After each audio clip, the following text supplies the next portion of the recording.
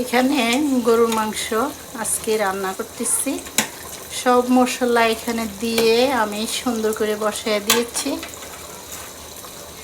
কষানো হইতেছে, কষানো হলে এই জায়গায় আমি একটু জল অ্যাড করে দিব।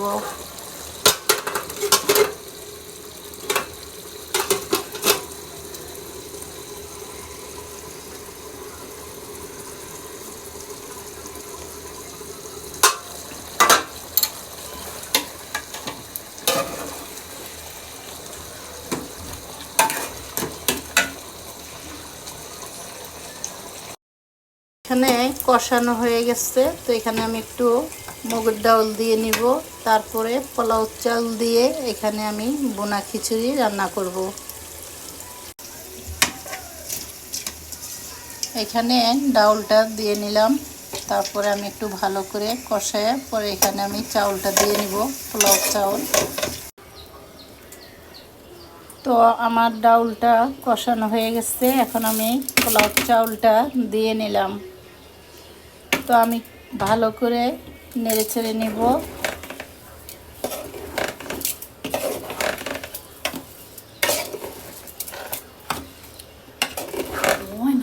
তো আমি কিছুক্ষণের জন্য ঢাকনা দিয়ে রেখে একটু ভাজা করে নিব, তারপর আমি গরম পানি দিয়ে নিব। এখানে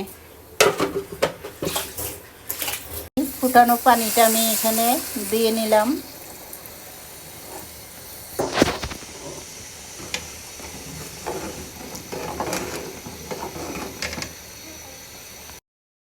তো এই ছিল আমার রান্নাটা, বোনা খিচুড়ি গরুর মাংস দিয়ে হয়ে গেছে। রান্নাটা আলহামদুলিল্লাহ ভালো হয়েছে।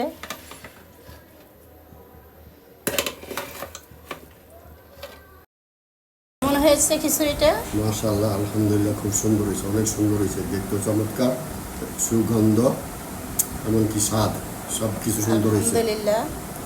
আসলে এই মুহূর্তে যদি মুরব্বীরা থাকতো তাহলে মনে হয় অনেক ভালো হতো। তো আমার শ্বশুর শাশুড়ি ওনারা নেই, তো আজকে খাবারের টাইমে অনেক মনে পড়েছিল, তাই একটু বললাম।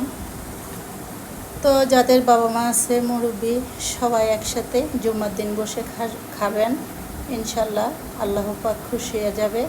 তো আমাদের মুরব্বী ওনারা মারা গিয়েছে, ওনাদের জন্য অসংখ্য অসংখ্য দোয়া রইল। তো এই ছিল খাবারটা, আলহামদুলিল্লাহ অনেক মজা হয়েছে।